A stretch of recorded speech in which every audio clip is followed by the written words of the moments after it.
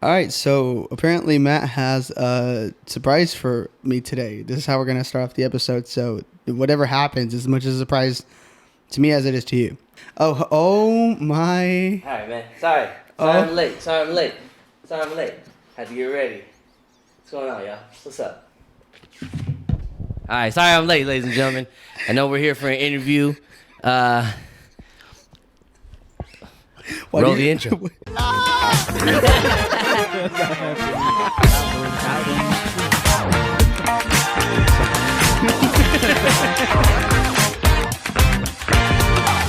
All right, well, welcome back, ladies and gentlemen. This is episode 18? 19 of the Amateur Hour podcast with Matt and Angel. How you doing, bro? Good. All I right, didn't know I was being in the presence of a bank teller. Yeah, well, you know, I try. But yeah, man, You look great. Oh, thanks. Where's the hat? No hat? No That's hat? not professional. No hat, Matt. No hat, Matt. Okay. Can you hear me? Yes. Perfect. I can hear you I don't perfectly. have my headphones in. Yeah, there's somewhere. I'm looking at my notes. Anyway. Doing like an Anchorman thing where I don't have pants on. Yeah. So, doesn't matter. Yeah. So, but all right, ladies and gentlemen, we are back today with another part 2 of a special episode. So last week, for the ones that did see and the ones that are listening, last week was the Matt interview. How do you think that went? Pretty good. Okay. I think, given that it was the first annual Matt interview, I think nobody was expecting it, and it went flawlessly. No, I think it was... Nothing went wrong about it at all. Right? Or are you being sarcastic? No, it Did something go wrong? I don't even remember. No. Oh, okay. No, nothing went wrong. Okay. I think it was a pretty good episode. Speaking of the last episode, I have an answer for you. To what? To a question that we asked. Okay, what was it? During the podcast. You know how you mentioned that you spent roughly around 10,000 hours? Yeah. In Apex? Yeah. Shout out to Jose. He came through. He came through. So we just have to do this at this point. Every math question that we have, we're going to throw it in for Jose in the comments. Right. So Jose came through. And apparently, I did not fact check this. So Jose, if you make me look stupid, that'd be amazing. But according to his words, it roughly rounds to 416 days. Damn. That's how many days That's how many Apex days I have played. 24 hours a day. Imagine that. Just to put it into perspective, it's more than a year. Yeah. That's crazy. Of game time. It's been 3 years that I've played it, though. I don't understand how that works, though. So it's a year within 3 years? It's a year of physical game time. Yeah. Yeah. Within the 3 Within years. the 3 years of the game's existence. Time. The time concept is so funny. We discussed this in a previous episode, too. That is weird. You know how We'll have to it's just revisit it. Time travel? Maybe. Or just... Maybe yeah. maybe like in a year, maybe science will advance a little bit higher. But anyway, but that's for another day. So, ladies and gentlemen, as we said, you saw last week was an interview for me.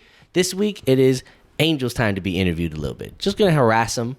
Just want to get to know him a little bit, you know? Yes. How you feel? How do I feel? Yeah. Extremely exhausted with the day that we had. It was just a long day. It was a long day, a very productive day. Do you want to talk about it a little bit? Yeah, so we tried to, for those that have us on social media, me mostly, I feel like I was filming most of it. We were in the studio. We were in the We studio. were cooking. Yeah. Whatever that means to you. Whatever that means to you. Hey, but we were just in the studio for We were today. in the studio for about 5-6 hours. It was crazy. It was a real learning. It's not. I'm not in the realm of being in a position where I know. We're not talented musically, I think is what you're trying to say. No. Yes. But Okay. it's not too often that I'm surrounded or in a place where I know nothing. You know what I mean? Yeah. Like I have no. Like where you're an amateur in something. I feel it. Because we went today and it really kind of showed us that it takes work to actually even just record music. Even just being. You just need to know how to do things. Like, Yes. we are untrained people trying to do something. Trying to do something that trained people struggle with. Yes. And it was a real reality check. Like, guys, Yeah. you're in a lane, but it's still that's not too discouraging. No, it wasn't bad. Other than that, I'm pretty good. Tomorrow's my birthday. Actually, in a couple of Hours, like in a hours, couple of minutes. couple of minutes. Actually, That's what I was going to segue into next. That it is by the time you guys see this, it will have already passed. But right now, technically, is Angel's birthday. I'll give it to him. Happy birthday, bro. Thank you. Everybody in the comments, leave me a happy birthday. Subscribe and tell everybody. For sure. Let that be my birthday present. Yep. Tell your grandmas. Tell your please. grannies. I like how that's just our go-to. Tell your grannies. Tell your grannies. That's just the way in. Oh, but yeah, like I said, today, happy birthday. This is a birthday interview. Not really a birthday interview, but it's an interview on his birthday, special day. So just wanted to see, like I said, how's your week been?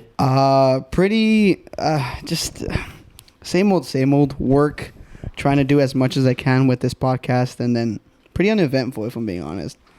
I feel that. I have had a couple of like rude people in my workplace, kind of the usual.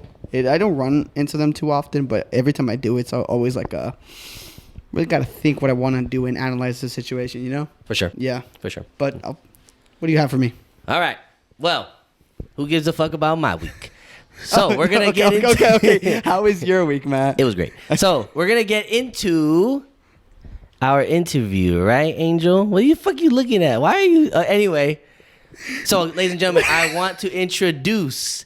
We have our favorite mediocre, hug scheduling, performance anxiety, e-girl loving, Angel de la Casa Morales Gonzalez Moroto Magusto. That is me, guys. That is him. That's him. What? How did you know that was roughly my last name? Yeah, don't worry about it. Don't worry about it. Y'all got tons of last names. Y'all. You hit me with that below average chick magnet the other day. I definitely was offended. So, but first question on the docket, Angel. Tell us about yourself.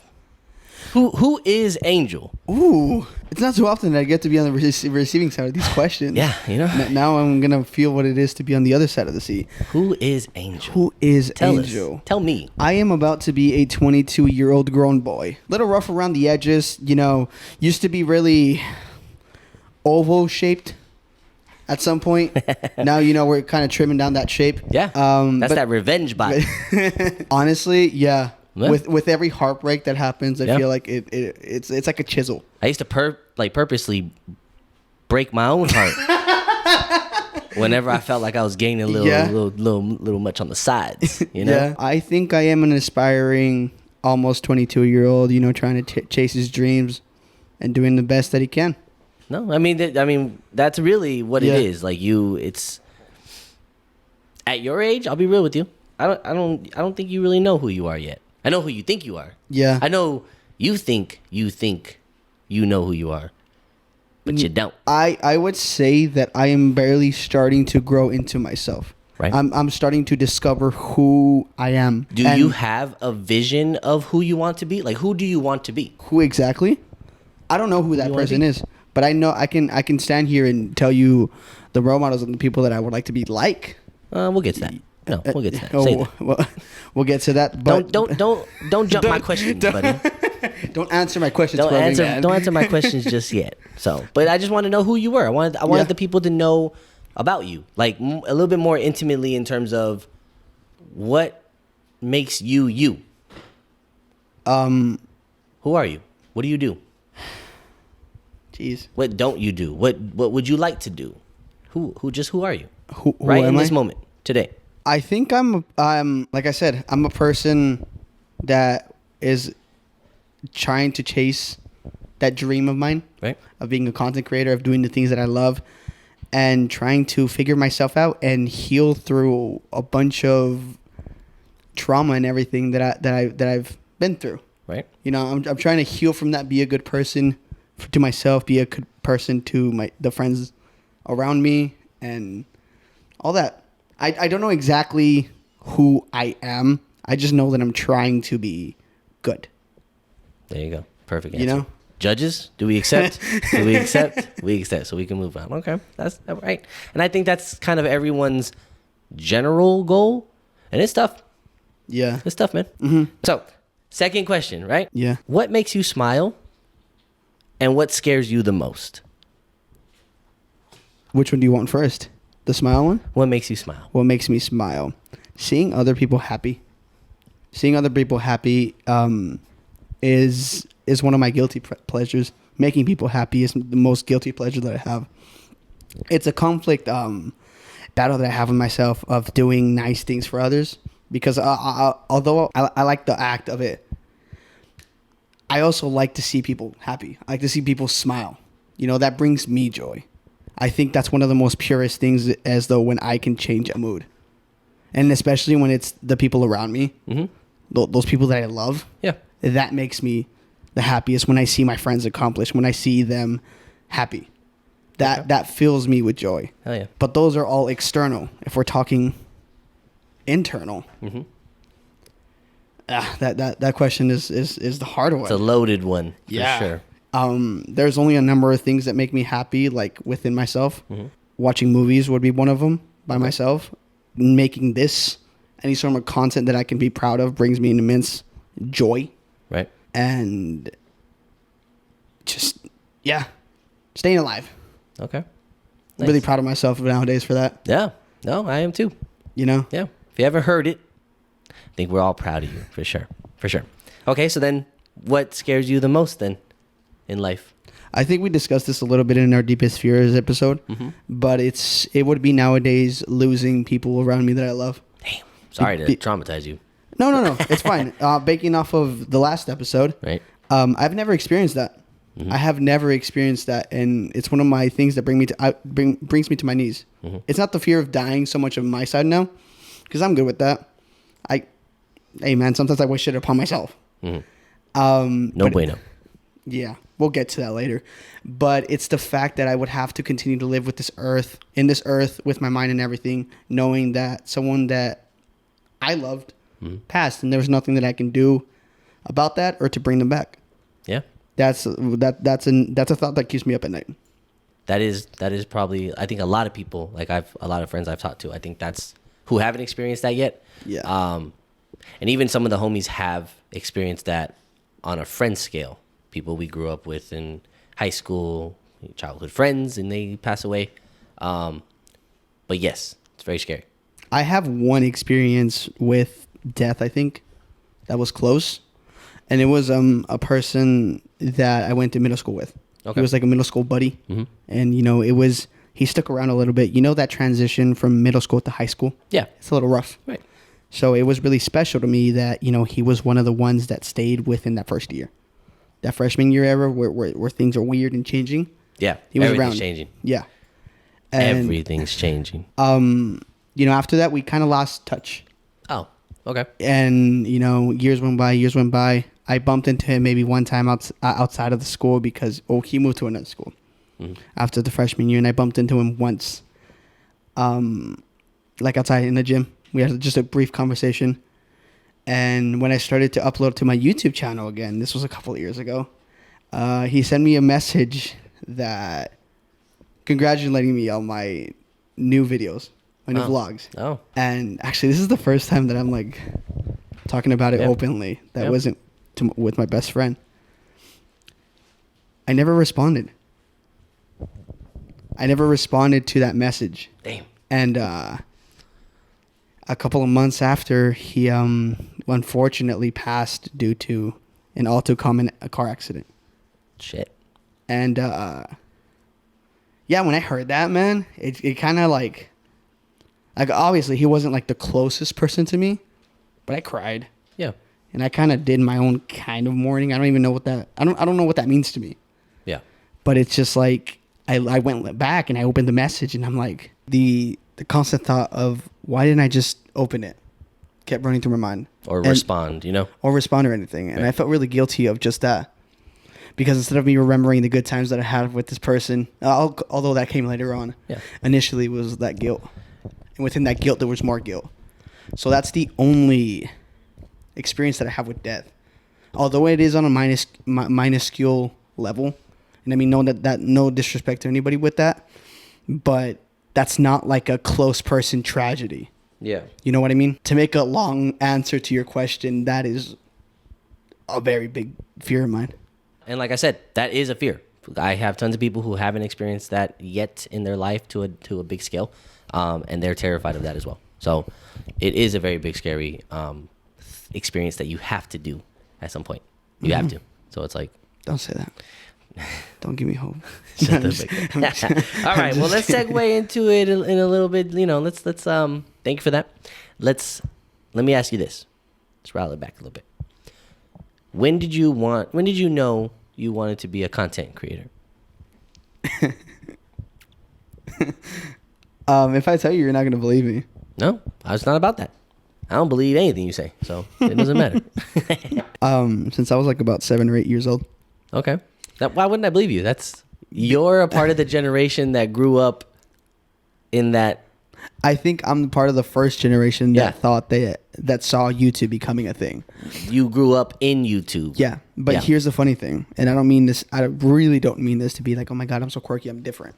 Truly, I wanted to make videos because I saw videos on YouTube. I did not know that this was a career. Yeah. When I found out later on that this was a career, I was like, what? Why the fuck would I not do that? You know? Yeah. But initially, I've talked about it before, but my whole venture into like YouTube and everything and stuff started with like Lego animation videos or stop motion, and I would do those. Yeah, that's crazy to me. I don't have the patience for that shit. I would do. Yeah, it would take forever. Yeah. It would take me like 2 hours to do 1 minute. I don't understand how they make movies like that. It just a lot of time. So I would watch Lego Batman or Lego Spider-Man movies, and I would go and do my own on my iPod Nano, which was the first iPod with the camera. With the camera, yeah. I would go ahead and do that, take picture by picture by picture, and I would upload it to my computer. And obviously, as a 7-year-old, you don't know how to fucking edit. I'm not gonna sit here and pretend like, oh yeah, I did the whole editing. No, I would just plug it into Windows Movie Player, I think, and then just create a slideshow, automatically slideshow, so it would like slide every picture, you know? Yeah. And so it would kind of be like a really slow movie. And yeah, like a flip book. Yeah, basically. So that's when I knew that I wanted to do this. Okay. Yeah, not this, but knew that I wanted to make videos. Yeah. And then it's been spurts, Matt. Like I've gotten, it was that. Then it was the whole, do you remember like the 2010, 2011, like sit down YouTube era?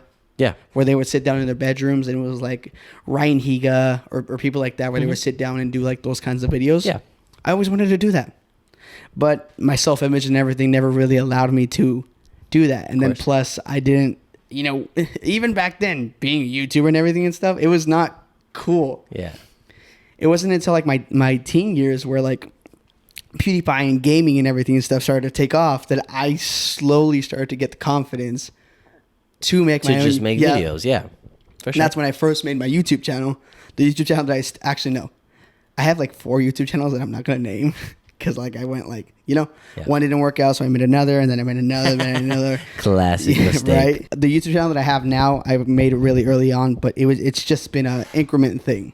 For sure. And I've been on and off for years because I've never truly given myself the confidence to pursue it up until basically realistically this podcast. So the passion started at 7. Yeah. It's really getting started at 21. No, seriously. You know what I'm saying? So it's like, but you have the practice in between then. That's what advantage you have. There was a lot of bad things in between there, but I think if it wasn't for those, we wouldn't have. I wouldn't be able to do the product that is in front of you guys this day. It's all because of that journey. No, that's the same with like music, like artists that grow up making music from like being a kid, like rappers, for example. They get all their bad raps out while they're kids or while they're young. So by the time they're in their 20s, they're a little more seasoned and you know what not to do. It's just about learning about what not to do. Yeah. Realistically. And then trying to hone in on the things that I am good at, what those qualities are, I'm not too sure.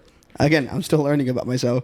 Right. It's just interesting to now that there's a thing where, like, this is kind of like a time capsule. Well, I've always treated that. I've always said that as well. Is at the very least, if this never panned out to be anything, right, like crazy, it was at least a digital diary, Yeah. So my mediocre kids can look back on in the future. Look at what your mediocre granny used to do.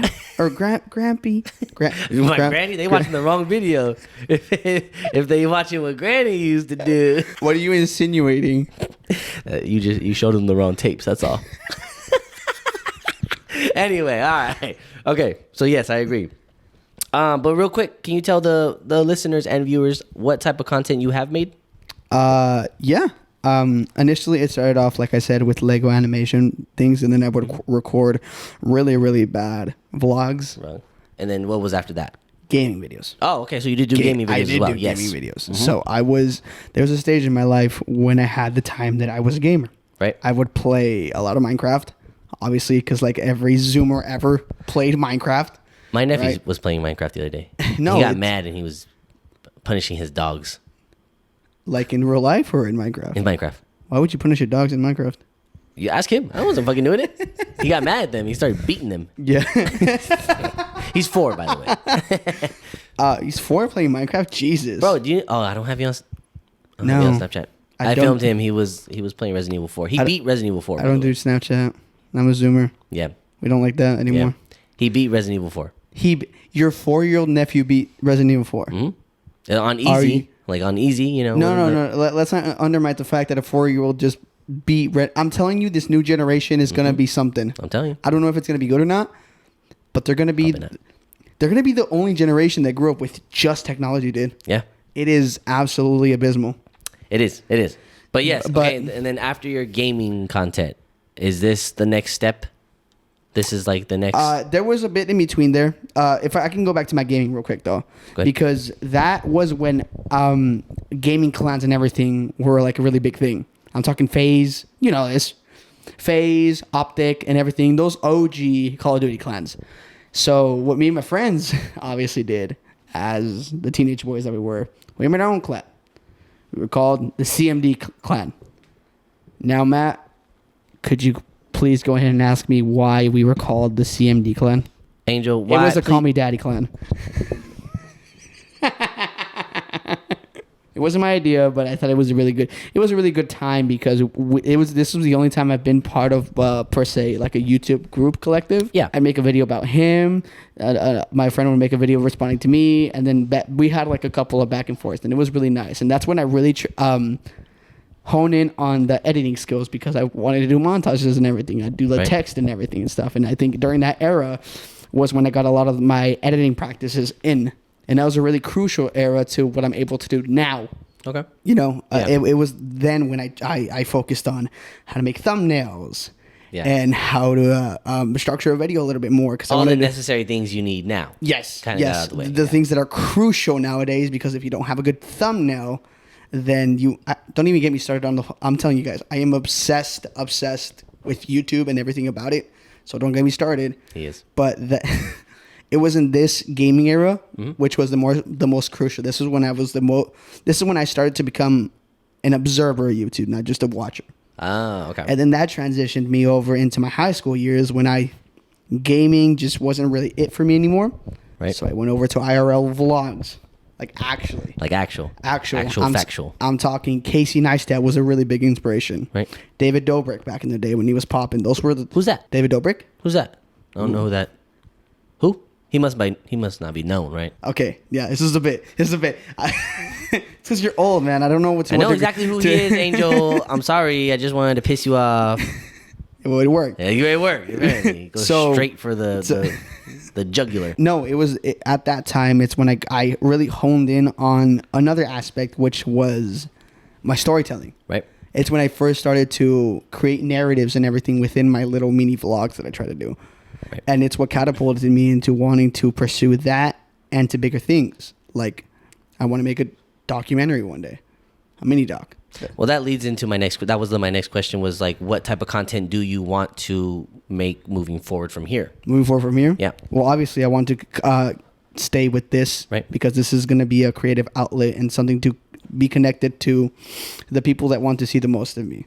Yeah. This is obviously a staying factor, but I do want to create a mini documentary. I do want to tell other people's stories, and I do want to tell stories in a way that is impactful for people, a way that is beyond me. At some point, I want to get to the point where I am the person behind the camera.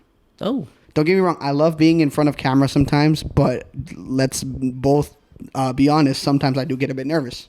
no, you. No, sometimes I do get stage fright and everything. So I think there's only so much I could go for. I don't see myself being like an A-list actor or anything like that. I don't think I have the chops for that. Or maybe I do. Who knows? But my dream is to be behind the camera, is to make my own movie. To what degree, I don't know. Is But- porn an option? You know what's funny? I would say yes, but just for the fact that I would want to revolutionize porn. You want to be the game changer? How you gonna do that?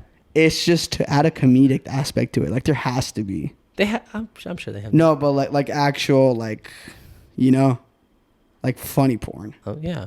You Okay. know, or just something like that. They have that? Or maybe like really narrative porn. You know, I don't think they have that. They have that. They have that. You have to pay. See, that's the stuff you gotta pay for.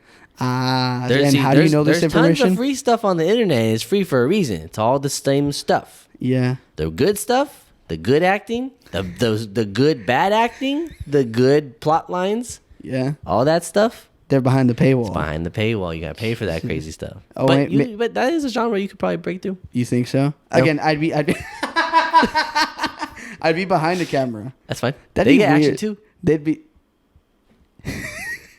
Hey, anyway, okay. All right. So what else? What else would you want to make? You want to be behind the camera doing what? Movies, music, like videos, like music videos. Yes. So, what are we talking? Are we talking short term or long term? Just in general. Just in the general? type of content you would like to make. Best case scenario. So again, I want to start my behind the camera journey with like music videos and things like that, learning how to work for people, and Yep.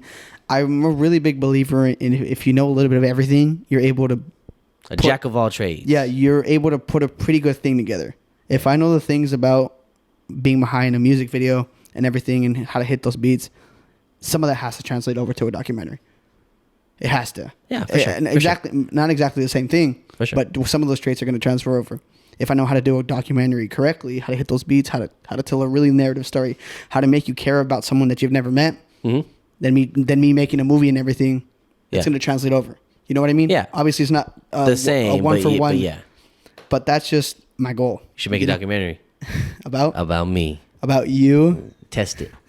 Could do it. I'm telling you. What I really want us to do, side note, is I want us to do a handheld like horror short film. Found footage. Yeah. Found footage short film. That'd be great. That'd be great. Hey yo. Hey yo. Please do not steal our fucking idea. You're gonna have to cut that out. Anyway. All right. Anyway. Okay. Cool. So, filming industry is what you kind of want to like, the end goal. Some of the end goal. Yeah. I don't know about being part of the industry. I kind of, well, you know how I am. I kind of like to be a lone bean over here against the grain. I want to be like independent. I want to own my things. So that's why I want to get to a point where I can be successful enough to, produce it. Have a platform, have a YouTube channel where I can release that thing. Yeah. And it's a weird thing because I do want my things to be in theaters, but at the same time, I don't want to be part of like a really questionable industry that is Hollywood right now. It's always like that. Yeah, It's always like that. For So- sure. Well, I wish you all the best, sir, that I've never met before in Oh, all yeah. your future endeavors. Especially, I heard you have a co-host. Heard he's a great guy. yeah. Yeah. It's weird. He wears his Heard hat, he's an above average chick magnet. chick magnet. That's what I heard. I don't know, man. I'm telling you, the way he wears his hat sometimes is like straight out of the mid 2000s. It's kind of weird. What the fuck does that even mean? What do you mean? If I knew him, if I was him, what would that even mean? All right, well, let's shift gears a little bit. I wanted to talk about your childhood, just a little bit. What part of it? Well, You want the good, the bad, the in between? I just want to know what your favorite childhood memory is, or if memories. You have a few, some good ones. I have some good ones. Okay, I can remember my first birthday party. nice. Not like my first one, but the first one I remember. It had to be like 3. Damn, you remember Yeah. shit at 3? I remember bits of it. I didn't. I just- didn't load into the map until maybe the end of 4 years old. Isn't it crazy how like at some point you just like live? You just snap on. Yeah. Can you guys kind of, side note, can you guys kind of remember life before life? Like in the ball sack? Like it was just dark. Like it was just, like there was nothing. You're telling me you remember yourself in the ball sack? I don't know. I don't remember myself. I just remember nothing. Well, it's because you... You know what I'm saying? You know what I'm saying? All you guys know is what I'm saying. I don't. What do you mean you remember nothing? You just, you remember nothing. I don't know how to explain it. You figure it out. Someone understands me. Anyway. No, I'm not gonna let you brush over Anyway, that. this is the interview. So, favorite childhood memory. Give me one. the nothing. Back when nothing hurt. Back when nothing meant anything. My favorite childhood memory. Yeah, you say your birthday. Well, that's just a standalone one, but I wouldn't call that my favorite. Yeah, give me your favorite childhood. My memory. favorite childhood memory. That is really hard to narrow down just to one. Give me one and give me a runner up. Okay, I'll give you my favorite one. The first time I had, I guess the first and only time I had I had one again. So the first time I had a Spider-Man themed birthday party. Hey. I think I had to be 5 years old. I don't know. It was during the time that Spider-Man 2 came out. Ooh. Spider-Man 2 came out. So I'm not gonna do the math. Jose, does the math. How old am I? Spider-Man 2. Okay, in the comments. Tobey Maguire Spider-Man. By the way. Tobey Maguire Spider-Man. Tom Holland Spider-Man, by the way. No. Tobey Maguire Spider-Man. I'm age 22 now that you're watching this. So do the math. Yeah. Which it's just gonna incrementally get harder and harder. He's gonna figure it out. Yeah, that was a really special night because Yeah. my parents threw me a party and there was all my family there and then a bunch of friends and I got so many presents. How old were you? Like 5, 6. Okay. For around there. Yeah. I think so. Yeah. And it was really nice because I didn't have too many parties, but that was a really memorable one. Nice. Why do Hispanic families do that? Parties? Not celebrate as much party. Like I've known, like I know there's like that stigma where it's like Hispanic families will throw parties for anything. Yeah. But at the same time, like I grew up in a section of that area where it was the opposite. Like a lot of my friends didn't get parties. I only got 2 parties. I got one on my first birthday and one on my 5-year-old birthday. Yeah. But after that, my mom was like, no parties. Uh-huh. My friends didn't really have parties like that. Like it's just a weird thing. It's depending on I guess how you came up. I have some cousins that never had parties. Yeah. But I was fortunate enough that I had some. Yeah. So I think it's a poverty thing. possibly kind of lines into it if you don't have enough funds. But I want to say another really good memory that I had that's kind of morbid was when my parents, we've established that my parents didn't have the best relationship. So when like all the bad things really started, it's when I was really like into like Legos and everything because that's kind of how we coped through. Right. So I remember a night where they were fighting and everything and stuff and my dad was all coked out. And I went into my room and I played with my Lego Batman set. And it was really fun because I was just in my own world. Yeah. I like that memory for, just I saw the light within a really, really bad, what was the start of a really bad time? No, I get you. Like I said, it's a comfort memory. Yeah. I guess, right? It's like the last time where I was really able to just be a child before like all the really bad things happened. Well, before all the bad things happened, what was Angel like as a child? Oh man, Describe yourself. I was full of wonder. I wanted to know everything about the world, and I mean, I still carry that aspect sometimes. Now I just question everything. Yeah. At a small age, I wanted to go against the grain because I was an only child. I thought that I was different. It's more or less because I always felt different. I always felt like an outcast. Right. Because I just lived a different life and nobody really understood me. And yeah, I was just really happy and jumpy all the time. Undiagnosed ADD kid. So there's a lot of those going around. Probably. I don't know. I was very emotional. Again, a lot of things that I am now. Yeah. Just because Would you say that you're very different from how you were then? Obviously, you grow. Yeah.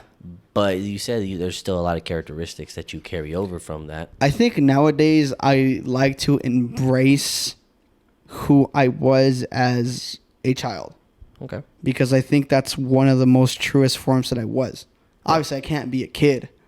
But those characteristics that I had as a child, some of those I like to carry over. Like my wonder in life. Okay. My want to see everything about this world, I like to carry that with me. Are there any negative traits from childhood that you think you carry over as an adult still? Oh, definitely. Yeah. More than I can count on one hand. Damn. Just give me one. Ooh. I'm very hard on myself. Okay. Why? The various reasons, but if you want one that stands out the most is because I felt as though if I'm not the best or if I'm not who I in my eyes need to be, then the people are going to leave. Or then I'm going to fail. And that's going to cause people to leave. I guess it just comes down to abandonment issues from people that I loved at a young age. Mm-hmm. You can put 2 and 2 together to see who that was. Go to our first episode.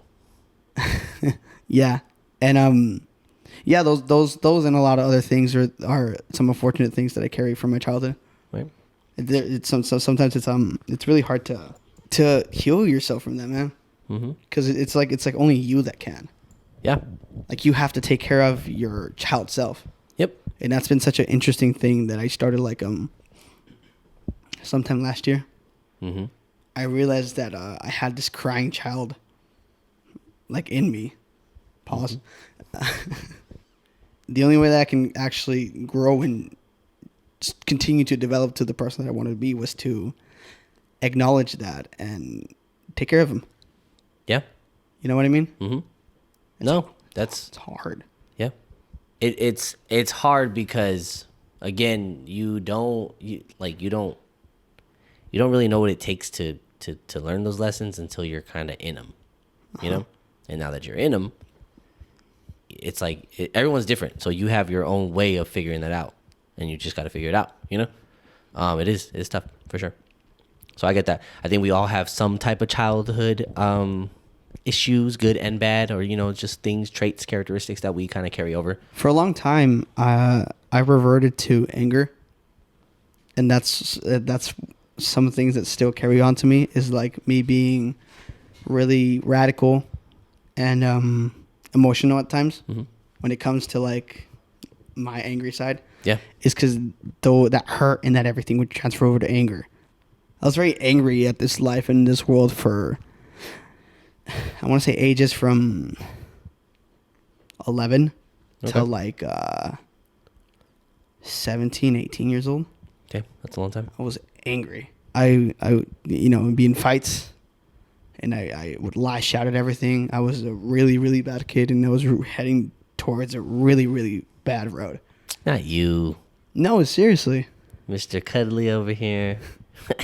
Again, this is all a choice. It's a facade. No. It's all character. It's not a facade. I know. It's a choice that I have to actively portray on because of those issues from the past. You know what I mean? Yep. And next question before I start to derail on. Next question. Okay. Again, I think you're doing a good job. It's a constant battle. It's not something that you figure it out right away, especially at your age. I'm barely figuring it out, and I'm eons ahead of you. Eons in age. That's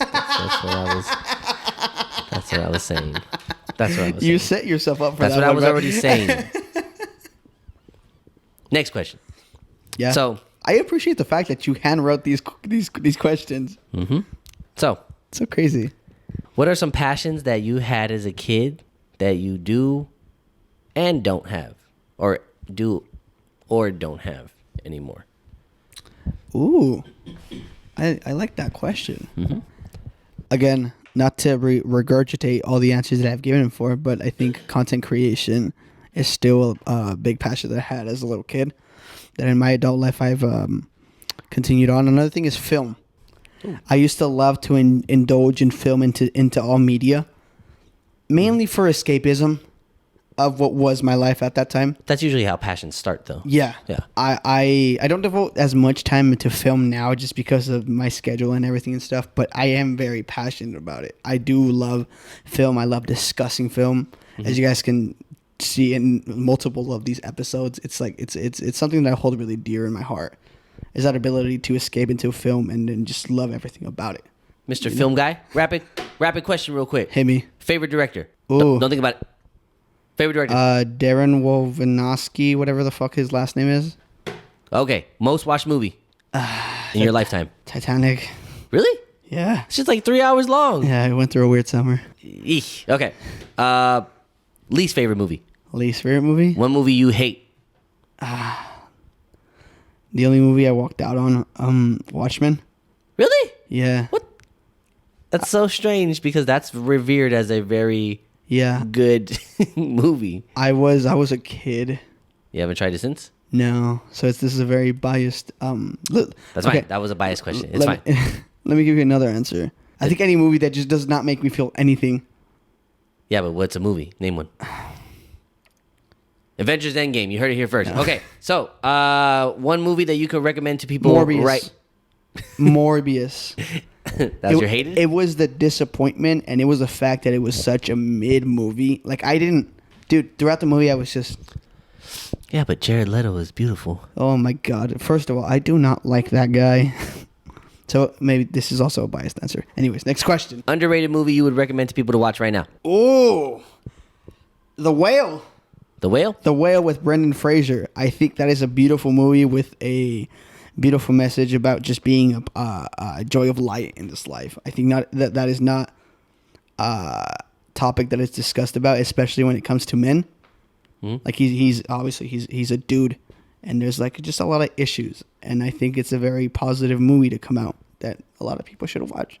It's a hard movie to watch, just because I'm maybe just for me, maybe as someone that suffers from like self-image and like body dysmorphia and everything like that. I think it's a very important movie that came out. And I would really do recommend, if you guys have not watched it, please go watch it. It not only helps you understand maybe a side that you don't know, but it is also very validating to know that you're not the only one that's in your head and going crazy and having these not good thoughts and things like that. No, that makes sense. Sorry, if a lot of these answers are like really emotional, like I've mentioned before, this is a really weird time of year for me, just because of the season and everything and stuff. So try my best to keep the energy high. You're fine. That's my job. You sit back and just feel. Anyway, so do you have any passions that you don't have that you had as a child? For instance, me, I was a professional adolescent bowling player. I've never lost a match of bowling in my life. What? Yeah. What? It was a passion of mine when I was like 5 to 7. I've never lost a bowling match. I'm 23-0. I don't count the time where Luis messed up my gutter ball, or he threw his ball in the gutter on my turn, and I lost. I just need to hit one pin. I was gonna win. Passions like that. You don't have. What'd you do then that you don't do now? I used to be a really good hide and go seeker. Oh, okay. My body just doesn't move like that anymore. I'm not as spongy. Freeze tag and everything was like really fun. Yeah. Those games. Outside games. Yeah. Those were the games. Yeah. I made my own game. What do you mean? Like I created a game. What's it called? For us to play. Mat ball? No, it's called Drive By. Oh, please elaborate. Yeah, it's not my interview. We'll talk about it in a different day. Anyway, what else? Any passions? No passions though. Again, another example. When I was 5 years old, I wanted to be a paleontologist. What the fuck is a paleontologist? I love dinosaurs. I wanted to find dinosaur bones. Oh. Nowadays, you couldn't pay me to do that fucking job. Because it's fake. It's not even like high demand anymore. Because how many more dinosaurs is there to discover, right? I don't know. They found a lot apparently. I don't know. Aren't they all like oil now? I don't know. That's crazy. Again, how do you recreate a whole fucking... Anyways. Anyway, yeah. So, any other passions that you don't have? I used to be a really big fan of, the Razor scooter that did like the little spark thing. Oh, yeah. I used to like that a lot. The scoot. No, yeah. I don't know if that's what it's called. So this is a really weird thing. Other than what I just listed, as a kid, I just didn't know what I wanted to be. No, I don't think anybody does. No, but like, how some kids is like, oh, I want to be a cop. No, I don't know any kids like that. That's what I'm saying. Like, that was a myth. What do you mean? I didn't know any kids that wanted to be an astronaut or a cop. There was plenty of in my school. I had so many kids who wanted to be in the fucking army at That's like different. 3rd grade and things like that. And I'm just like, how the fuck? You want to go die? Don't die. Don't leave me. Don't leave me. That's where Who am I going to play tag with? That's where the abandonment issues start. Jesus Christ. It's all coming back full circle. I get it now. Okay. All right. So if you can go back and relive a childhood experience, what would it be and why? Ooh. It doesn't have to be your favorite one like you'd mentioned, just something you would want to relive again in your childhood, just to feel it for a second time. So, Matt, what do you know about the 2010s? I was in them. Do you remember the New Boys? Yes. You ain't gonna tie me down. Yeah. You on the road. So, for some reason, that song in that era was the only thing that brought me and my cousins together at a young age. You guys would jerk together? Yeah. As crazy as that sounds, don't take this. It's going to get clipped. Me and my cousins were jerk together. Jerk circle. Circle jerkus. Yeah. Interesting. Can't say I've done that one. You never jerk with your cousin? I don't. So I have a friend. I don't think they watch this anymore. I remember they asked me to jerk, and I was like, I don't know how. And they were actually like taken aback. They were like, "You didn't do it in high school? You didn't? You don't know how to jerk? No, I didn't dance. You don't know how to jerk. I don't know how to dance. You at just all. throw your leg backwards, Matt. I don't. Do you know how to pin drop? Nope. Oh my god. Okay, so this is the thing is I lived Oh my through God. This and is- people and everybody watching, most of the people watching this This on is what my you- end, Yeah. we lived through the jerk era.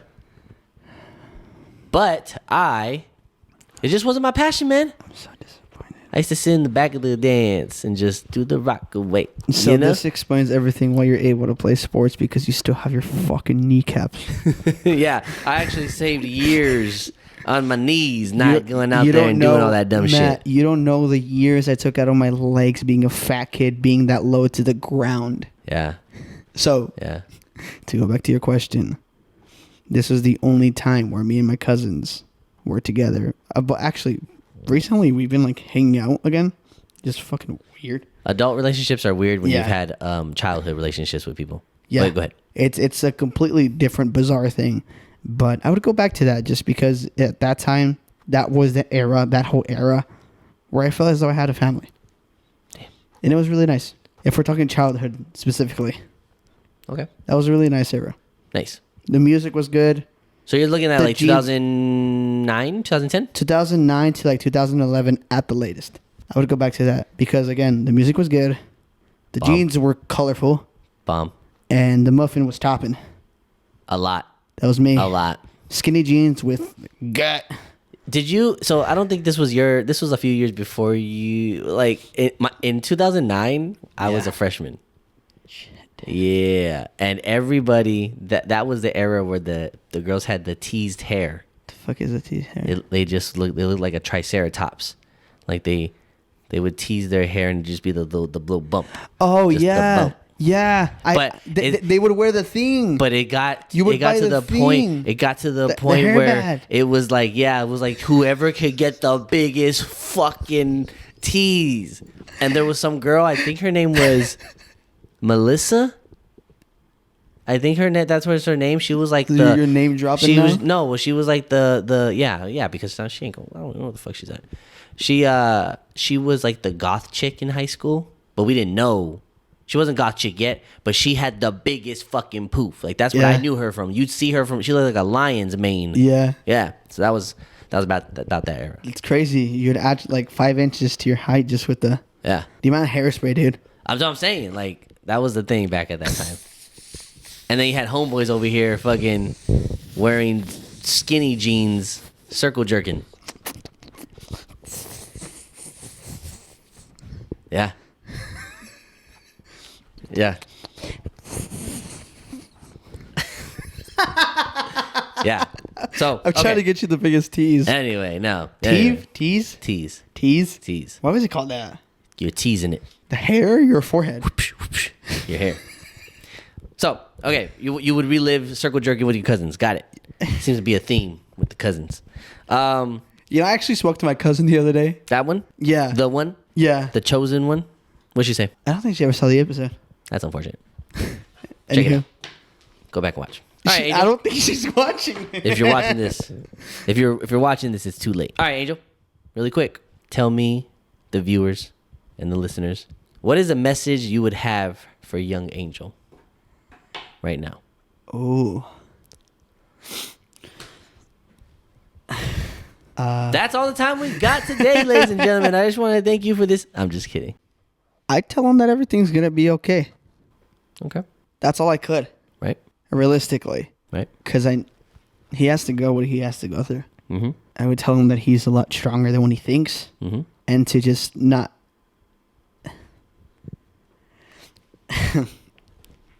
You're making me cry on my birthday, motherfucker. Happy birthday, by the way. Officially. Yeah. Happy birthday. I tell him to try not to lose himself in this life. That it's gonna get really, really fucking rough.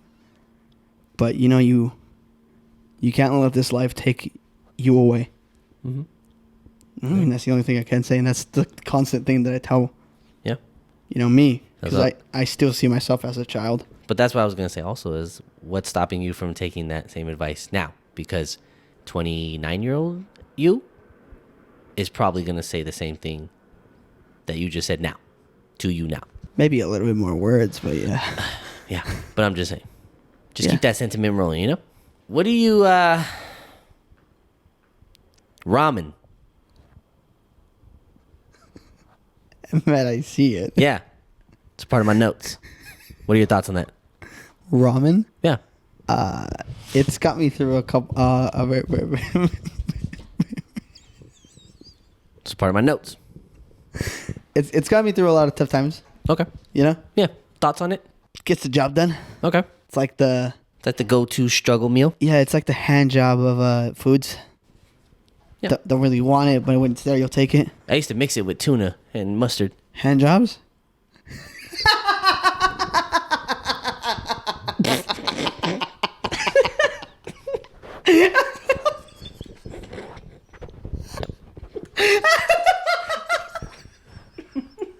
He tried so hard.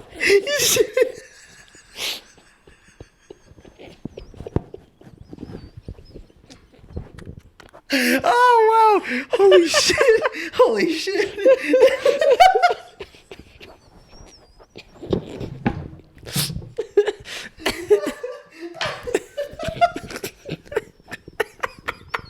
I couldn't. I couldn't.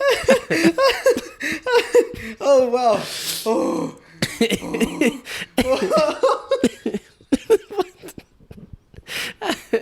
Okay, buddy. Oh, yo. Oh, man. That is the first belly laugh that I've ever had on this podcast. Okay.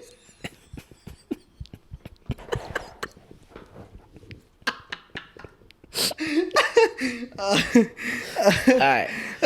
Okay. All right. Ramen. Glad you agree. All right, so I'm asking you a couple questions. Wait, we used to mix it with mustard and tuna? Yeah. Why? I don't know. We just saw a YouTuber do it. Yeah. It was a bodybuilder. Did it at least taste good? Yeah, it was mom, actually. It tastes too good. Can't be eating too much of that stuff. Why? Oh, yeah, I heard something that it like sits in your stomach and it takes like A long time to digest. like three weeks to digest. I don't know anymore, man. I don't know. I'm just to do with the tie. I just be eating stuff. Yeah, I'm just a lowly interviewer. That's all I am. Yeah. All right, so I'm asking you a couple of questions. Just like I said, this is just to get to know you. Uh-huh. First one, celebrity crush and why? Selena Gomez. Why? She's the most beautiful woman to ever exist. And Ryan Reynolds. Actually, it you know, between. If they both wanted your love, who are you picking? Wait, you said Ryan Reynolds? Yeah. Oh. What day of the week is it? Let's say a Wednesday. Fuck, I was gonna say if he was a Wednesday, it was gonna be Ryan Reynolds. Fuck. There you go. You And have a then crush. it's like, Okay, so if you can be friends with a celebrity, who do you think would be? oh, wow. Do we count? I'm just kidding. I'm just kidding. Good one. Yes, we do. If I can be friends with a celebrity, like actual, like I can call like a friend, Yeah, like if you can pick one celebrity to be friends with. like a friend, Yeah, like friend. Well, I mean, depending, like yeah, like to die for. sure. If that's the relationship you get to them with. Well, I just need to know the boundaries with this question. Yes.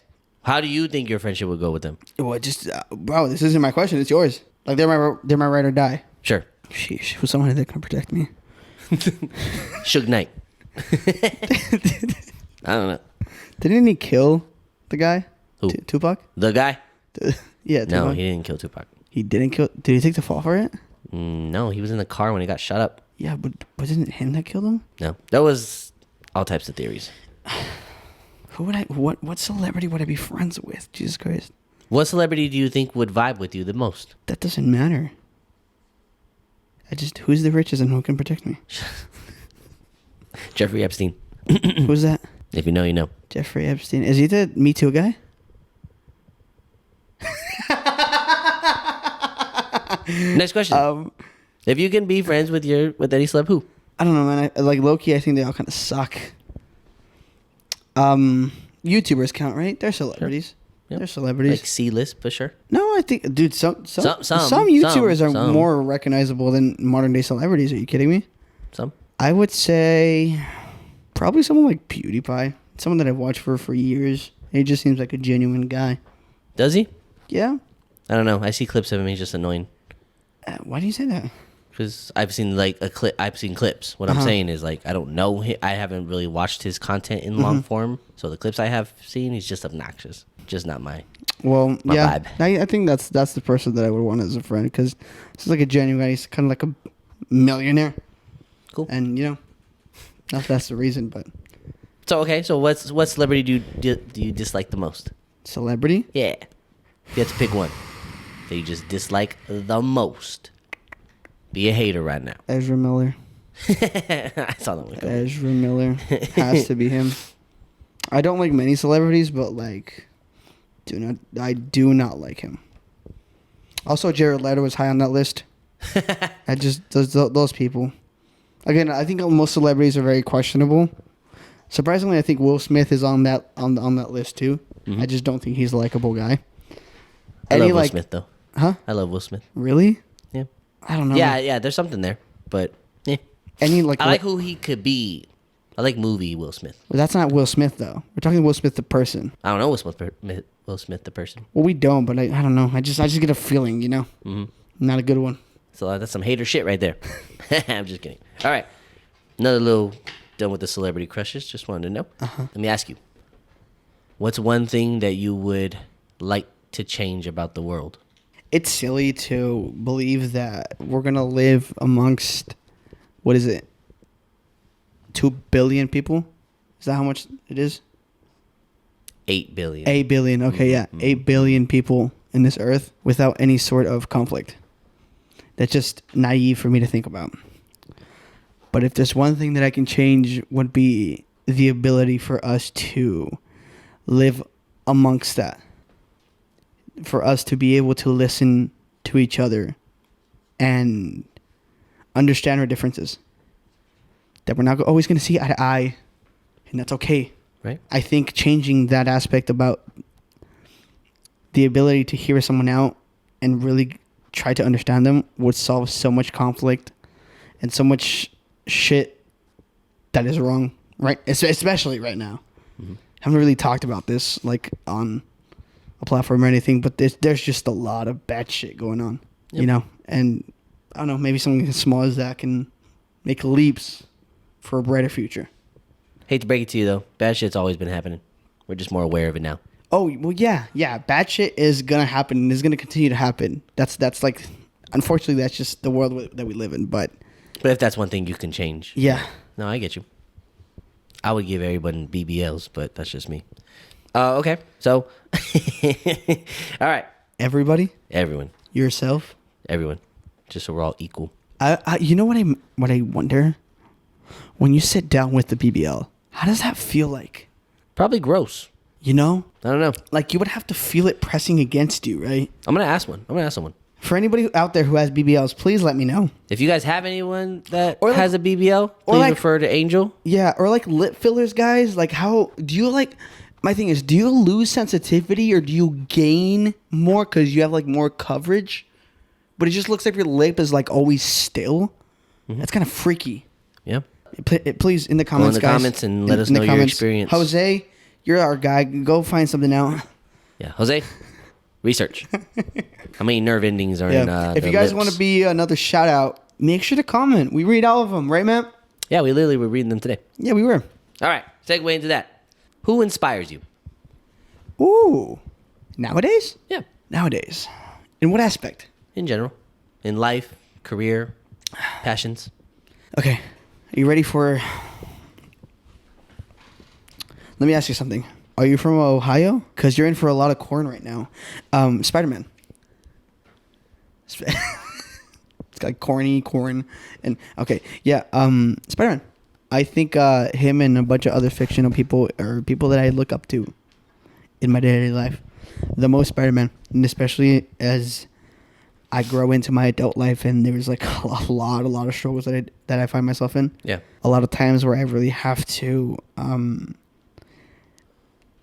ask myself, how much will do I have right now? Mm-hmm. I look up to people like Spider-Man, that is a fictional person, but in my heart, I believe that he's real, and and I believe that I want to be like him. Mm-hmm. So I'm like, what would he do? What would I do? Right. What would me as Spider-Man do? And I'm like, come on, man.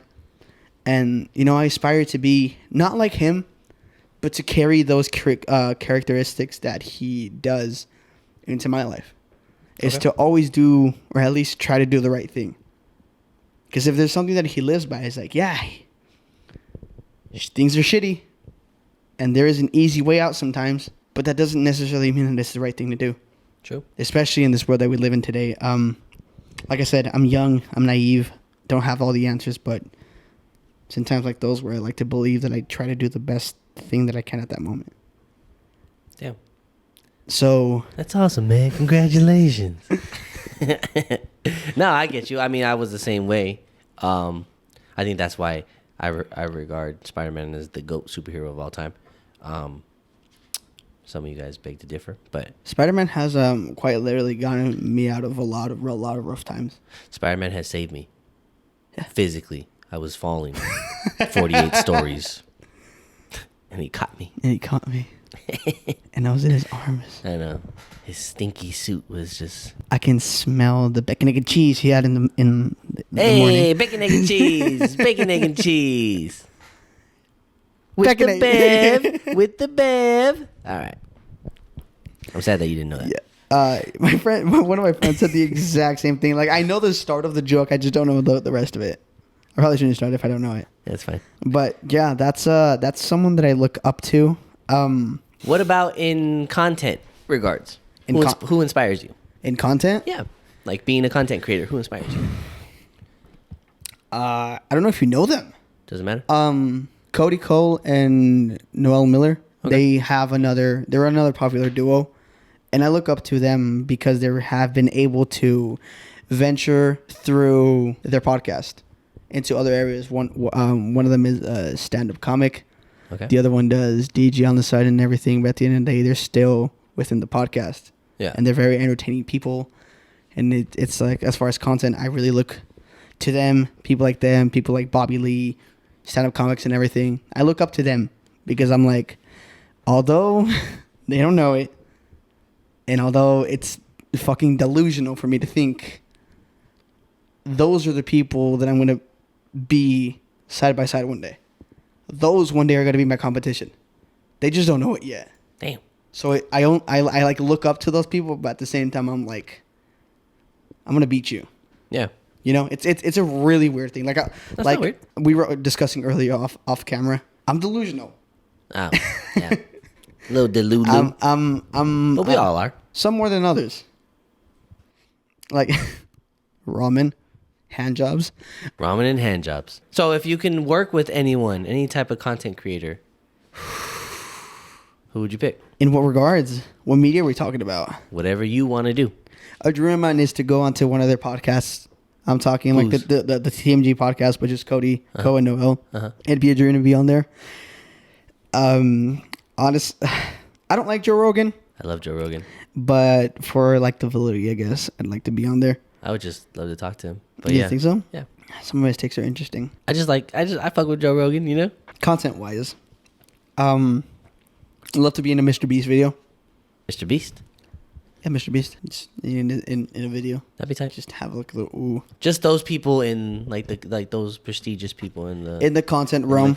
Yeah. There's other people, like Brian Trahan and everything. Again, I don't know how much you're all in this YouTube world, but there's just people that make a lot of wholesome content that I would love to learn by and, be able to make collaborative work together. You heard it here first, guys. He wants to work with Sniper Wolf. So, dude, can I tell you something? What's up? Well, I'm pretty sure it's no surprise, but I used to have the biggest crush on her. Refer back to the e-girl. 11, and you know what? You know all that stuff was pretty accurate, right? Can you read it one more time? It was our favorite mediocre, hug scheduling, performance anxiety, e-girl loving, angel. Oh, shit. De la Casa. Morales, Gonzalez, Moroto, Magusta. All right. Well, let's segue into a couple more pressing topics really quick. I just want to ask you a couple of deep questions. Not super deep. How deep are we talking? First deep question. Here, stop me.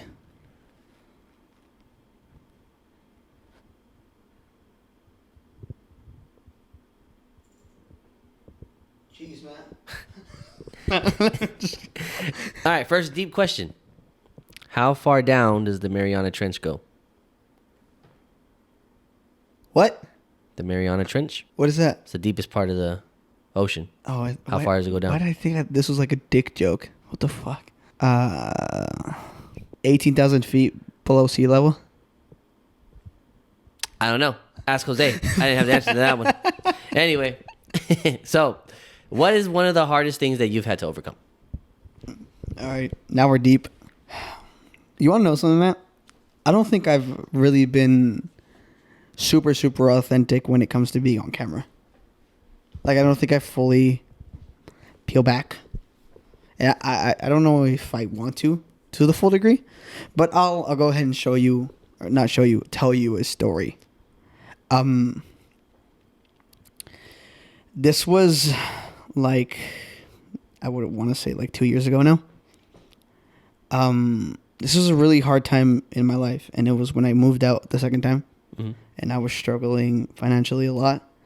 My workplace was treating me like shit. I was going through not really bad, but there was like friction between my friends and everything and stuff. And I did not know who I was. I did not have the slightest idea on who I was and what made me happy. How old were you? 19. Okay. That sounds about normal. 19. And at this time, it's when I first had my car and everything. So, I worked in the mornings. I got in at 4 a.m. And one day I was on my way to work. And during this time, I had a really shitty car. Really shitty car. It would stop on me constantly, and I was in a really financial rut where I could not get the substantial funds for me to get myself out of that rut. Because my car was what drove me to and from work to make money. But I even couldn't do that because I didn't have the money. I would have to spend money to get to work. Yeah. You know what I mean? So on my way to work, my car broke down one time. Had to stop, pull over, try to fix it, do a temporary fix. And then I continued to go to work.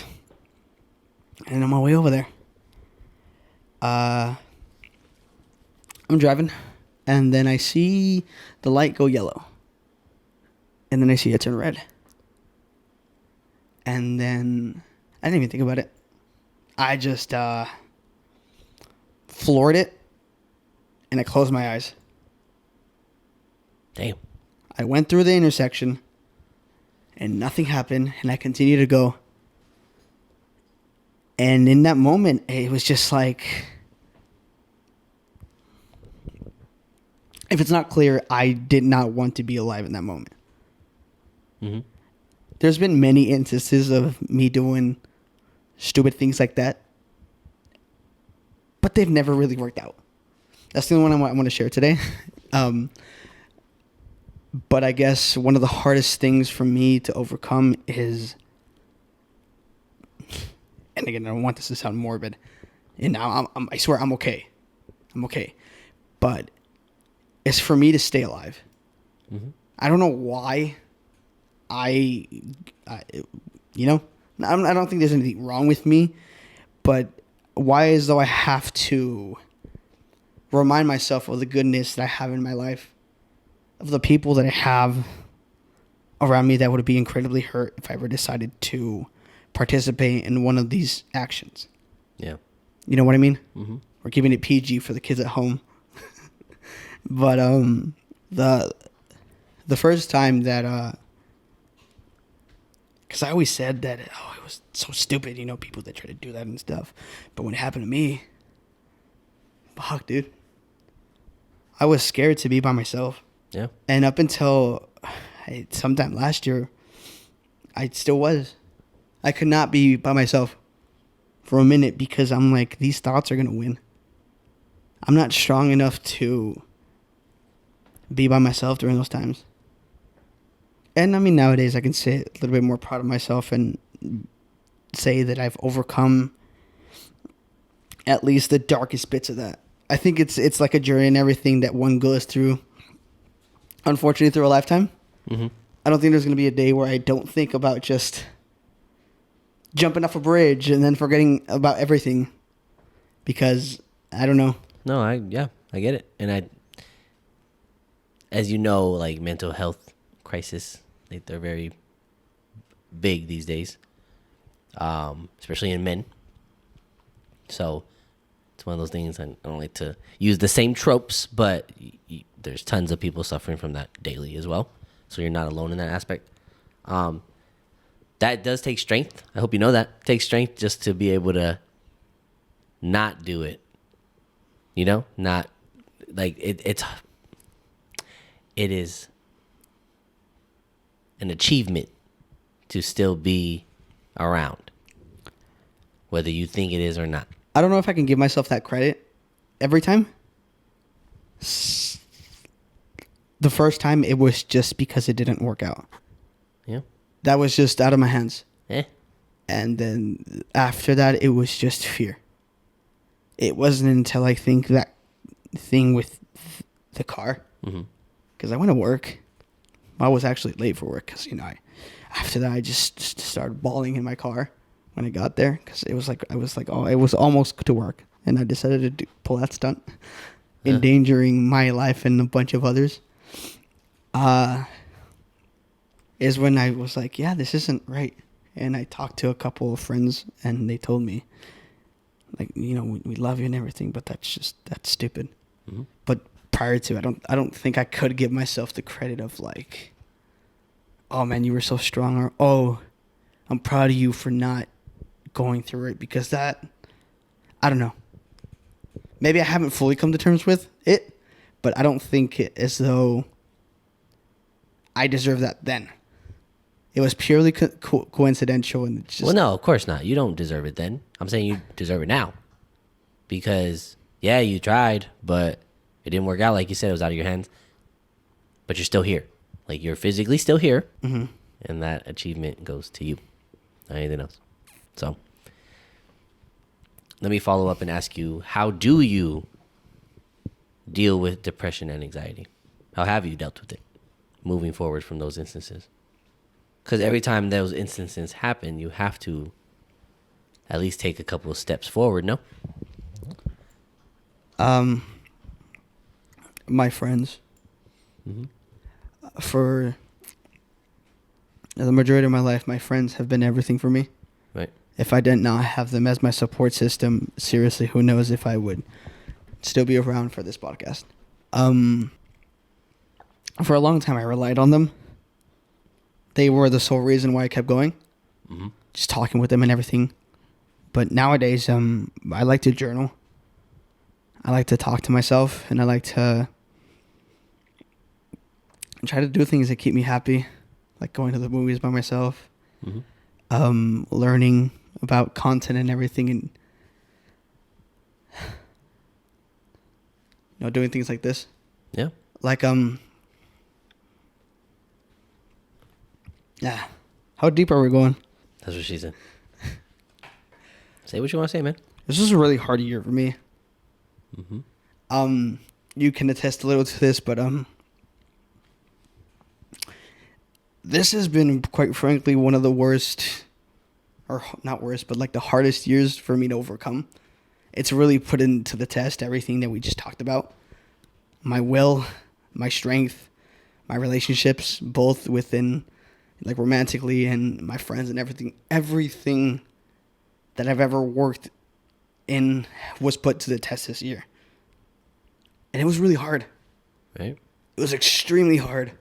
Mm-hmm. I don't know why I kept going, but I just did. Right.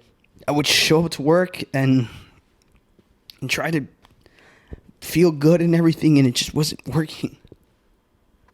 Oh, I'm sorry. But it wasn't until, again, not to be all corny, but it wasn't until we started doing this that I had something to look forward to every week. Mm-hmm. I started to do things, and it was cool. It was cool to see that I could do something good. Because for the start of this year, it felt like that was not possible anymore. Again, I don't want to go into too much detail as to what happened because, you know, those people that are around me are close to me know. But it was just really rough.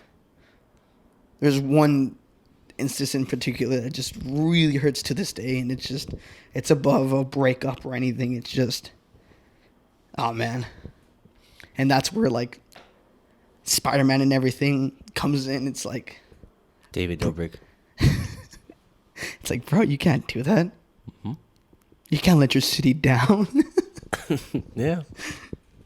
You're the city, though. You know what I'm saying? Like, you're the city. Yeah. Look at it that way. And, yeah, man, again, not to get all corny, but I just want to thank you for the, you know, the opportunity to, hey, I know this is episode 18, but we're damn near like 21 weeks in here. And it's like, if I didn't start doing this, I don't know if I would have been able to slowly get myself out of that hole. It was rough. Mm-hmm. That, like, facade and everything that I put on every day, I would go home after my shifts and I'd cry myself to sleep. Mm-hmm.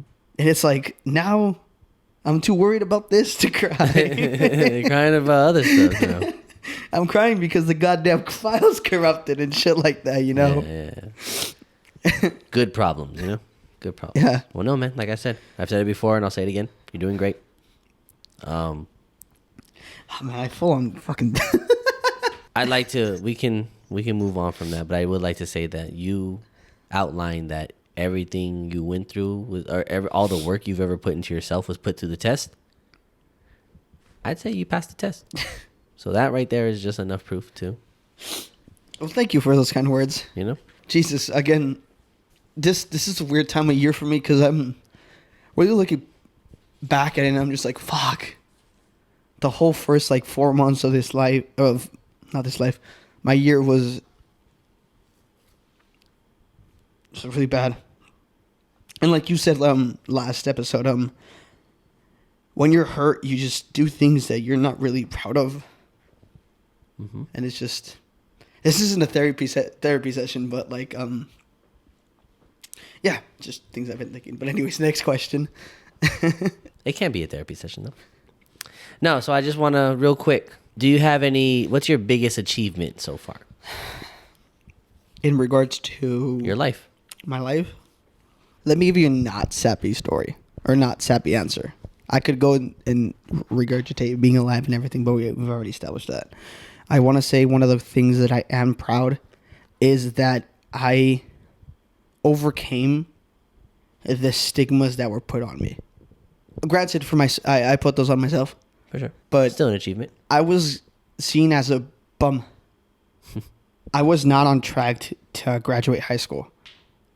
I went from having honors classes and being a okay student to damn near throwing my whole education and life and desires away.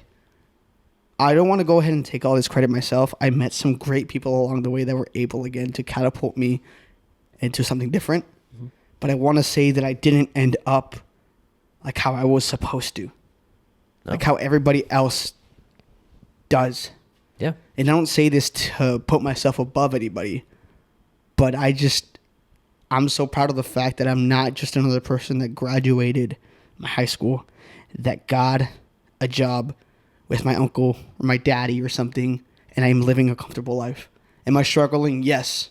But this is a choice that I make. This is a choice that I make day in and day out. To have 2 jobs, to spend my free time that I could be doing resting or doing anything else, doing this. This is a choice that I make, and I'm very proud for the fact that I am in a position in life where I can do this because I work tremendously hard, and I will continue to work tremendously hard to make my dreams a reality. So I didn't mean to go on that whole passion spiel, but that is the greatest achievement that I have overcome now. And I want to set myself up my greatest achievement to be making this a reality. This picture that I have in my head, it's just I want to make it come true for everybody else. Because right now it's only me. This goes back to the delusional thing. I'm already living in it. Yeah. I'm already successful. Right. Everybody else just has to catch up on with it. I'm glad I could be one of your biggest achievements. All right. Well, how about biggest regret? I don't really regret much because, again, everything that happens for a reason. But it's funny you asked that question. Okay. Like I said, hurt people. You know, I didn't know what that meant for a long time. Me neither. Until Took a minute. Hurt people, and there's There's a lot of truth in that. there's a handful of people I can count on one hand, that I just wish I didn't either say what I said or do what I did. Yeah. And although if I didn't do those things, I wouldn't be the person that I am, the only part that I wish didn't happen was the fact that it was at a cost of somebody else, at a cost of our friendship. And No. you know, Everything has a consequence or a positive and negative reaction. mm-hmm. What's stopping you from rekindling those friendships or relationships? Or it's never too late to apologize. It's not, but when it comes to some of those things, it's not entirely up to you. No, but You know, you do control a very big part of, at least on your side of things. I don't know if I've come to terms with being able to Forgive. myself. Okay. You know, But see, that's you. So you're stopping yourself from, at least, the very least, apologizing maybe for how you reacted. I'm not saying say sorry and forgive for the situation, because it's whatever happened. It's a 50-50 thing. Both parties usually have a lot of involvement. You can only control what you do and you feel, and if you have things that you wish you could take back, at the very least you can apologize for them. That doesn't fix everything. It doesn't fix everything. There is sometimes it is too late, but it's never too late to admit and apologize. never too late. It's just never too late to show people that you've grown. And a part of growing is being able to put pride aside and be able to at least apologize for the things that you did that you didn't mean to. Doesn't fix anything all the time. It's not a reset button, but it's closure on your end. Again, this is more personal life thing. Mm-hmm. So just to answer, just for us to move on to the next question, I think it's just a bit of fear of what would come if I were to indulge on that. I don't know if I'm right now ready for either response. For sure. But Yeah.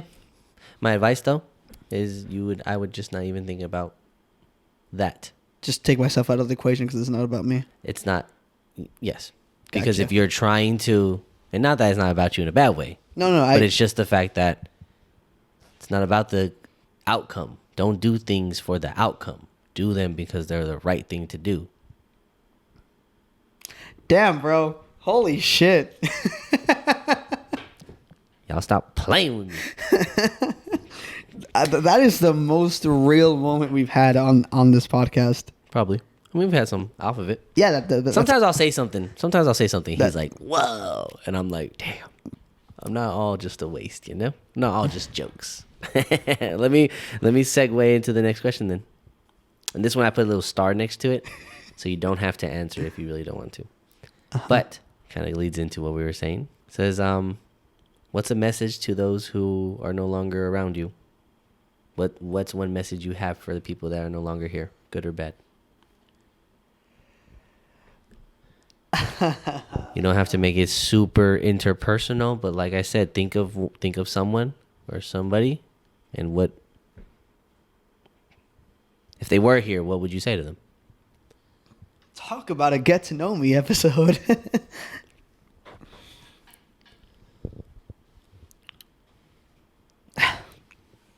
I just hope they're all doing good. I'd be happy to see that they're doing okay. And the only thing, if I were to say anything, is that I hope you're doing good. I wish nobody no ill will, but I hope everybody is doing good. And you guys live the life that you guys live a happy life, because that's all I want from anybody, regardless of what happened between us and stuff. Obviously, there's still some wounds here, but it's fine. Yep. Jeez, that was a good question. It took all my Spider-Man power to not. The meter's down here now, man. Drained. All right. Don't remember all the questions I have left, but I think that might be the end of the harder ones. So I just want to say thank you for opening up. He doesn't open up like this all the time, so you guys are lucky you're seeing it. I've seen it a handful of times. I'm uncomfortable each and every one. So I got a couple of rapid fire questions for you. Biggest weakness. I don't like how hairy my ass is. Weird. Biggest strength. How hairy your ass is. No. Biggest weakness. I think. I think this ties into my biggest strength, is that I like to see the good in people. Is that you want some tuna and mustard? No. Yeah, is that I like to believe that people are good at the end of the day. That can be a weakness. And it's a strength of mine, because not a lot of people do that. Yeah. It's hard because the world that we live in. It's hard to do that. Oh yeah. So it's a strength and a weakness. I think it's one of my biggest characteristics, but I think it's also one of my biggest flaws, is that I let people that shouldn't be around my life in. Unfortunately, that's what throws me into the gutter sometimes. That's okay. Okay. Do you have any vices? Any things you can't live without? Anything you splurge on? I know you were addicted to salvia back in Back in the day. back in the day. Back in the day. Are you referring to Your to the- hallucinogenic Yeah. trip? Yeah. Back in the day, I was an avid smoker. Mm-hmm. Oh yeah. I participated in the weed. He smoked one marijuana, One- and it didn't go well. No, from the ages of like 12 to like 16, 17.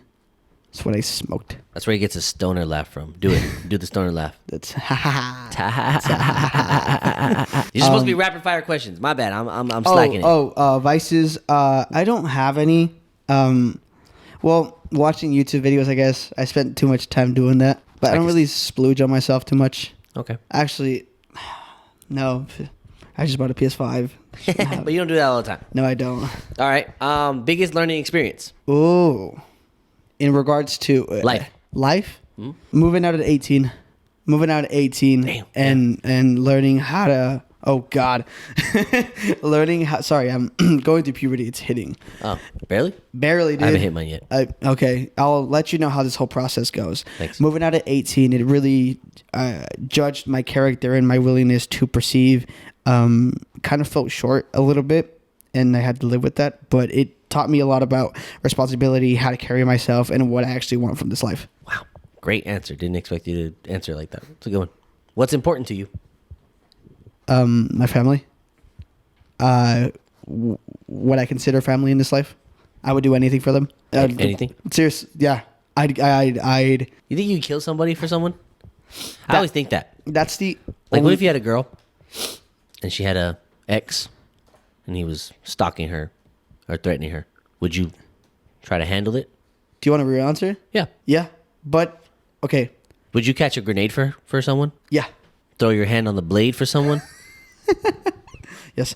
I don't have a problem. Again, this goes back to my whole hero arc dilemma thing. I don't have a problem with putting myself for people. Yeah. Taking a life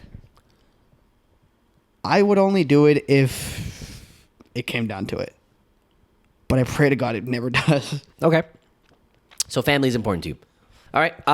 What's one of the best compliments you've ever received? Oh my God.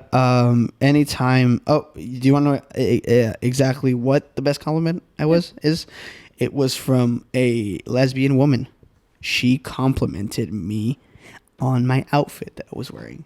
Damn. She loved the way the jacket and my flannel were layered, and she thought the thing, the colors were nice. She liked my Vans, and she liked my glasses that I was wearing. And again, it's just getting a compliment from a person that is not attracted to the sex that is complimented. But is that a good thing? Well, yeah, because like they're strictly complimenting me as a person, not because they're attracted to me, not because of anything. It is a genuine compliment. Yeah. You know what I mean? And Well, yeah. Well, I mean, I'm sure it was genuine. What I'm saying is, it's like a double negative. Why? I don't know. Just like when a gay guy compliments you. Yeah. That's when you know your style's popping.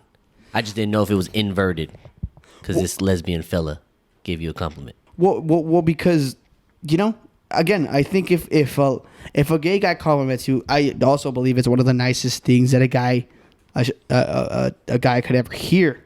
Gay guy, a little old lady in the supermarket compliments you, and there's one more. Yeah, but like what I'm trying to say is that let's say top tier compliment. A lesbian compliments you. I've never had a lesbian compliment me. Maybe that's why. That's probably why. Because when they're complimenting you, they have no reason to compliment you other than the fact that they like what you're wearing. There's no attraction there because they're not attracted to you. It's strictly just a compliment for the sake of compliments. And that just made my heart warm. What'd she say? What? What was the compliment? Oh, the fit? Well, like, do you remember her words specifically? What I just told you, that she loved what I was wearing, that it fit super nicely, and that she also loved because I had like my blonde thing in my hair, and she just complimented me, my outfit and my hair. Damn. And it was great. Okay. What's one thing that people don't know about you? Now, I don't want anybody to hurl stones my way. But personally, growing up as a Mexican man with my upbringing, at my current state, I am not the absolute biggest fan of Mexican food. Oh, really? Yeah, I love it. Don't get me wrong. It's my heritage. But I want to see what the rest of what other cultures have to offer. Yeah. I feel that same way about women. So, okay, cool. So you don't like Mexican food? Crazy. All right. Best advice you've ever received? Shit. I just heard it in the Spider-Man game. Oh, I thought you were gonna say you just heard it on this podcast. No. What was it? Shit, Matt. Please remind me what the fuck was that advice? With great. Nope. No. Oh. Balance is not a destination; it's the journey. Balance is not a state of being; it's a journey.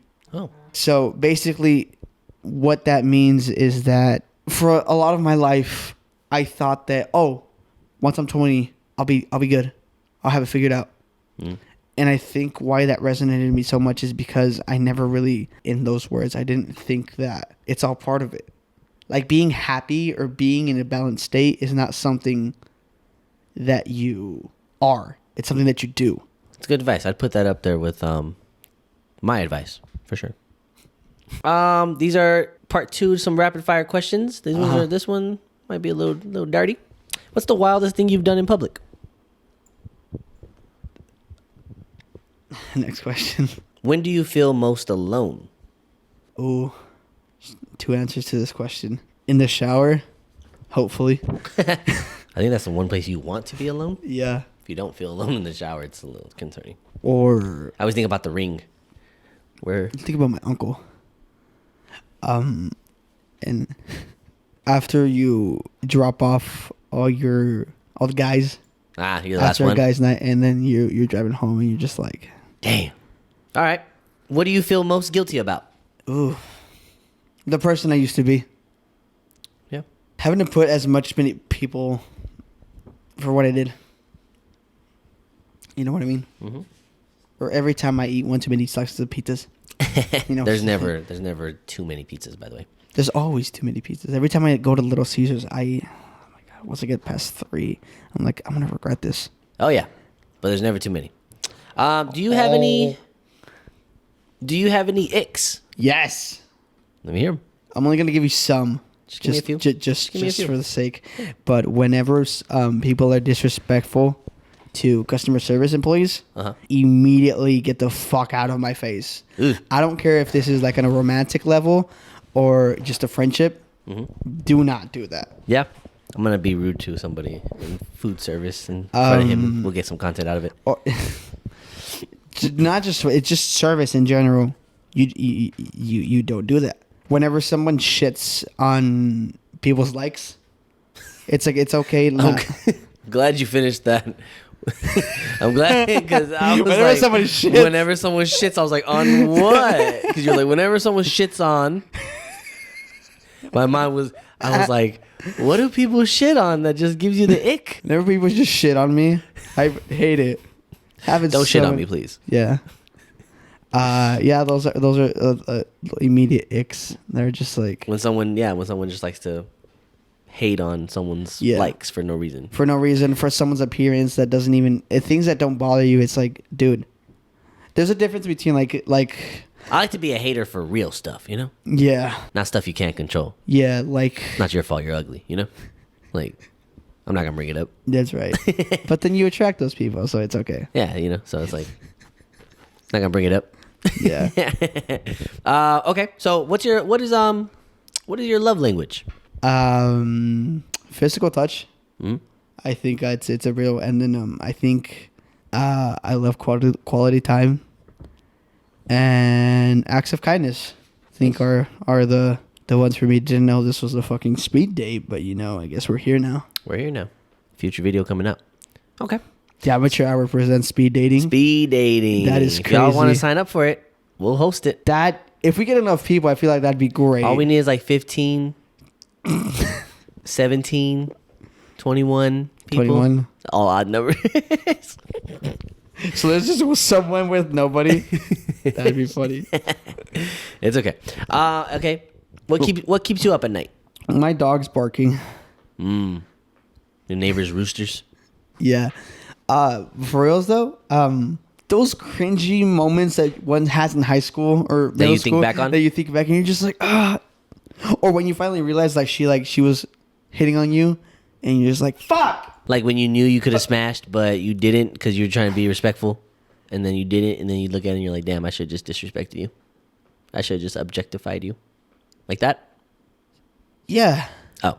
Or is that not what you were going for? Is that just me? No, definitely. No, you think back on like some stuff you've said and you're like, Yeah, I was thinking about that one time in my 5th grade dance where I asked this girl to dance. And she if you know, you know. But those are fun memories. I don't think you should look back on them like But they're cringy. fun to share. But to fun. live with, They're fun. Trust me, I've been there. You don't know what it is to be rejected as a fat kid, Matt. You don't know the pain. I don't know what it's like to be rejected. You don't know how hard it was to get out of those pants at night.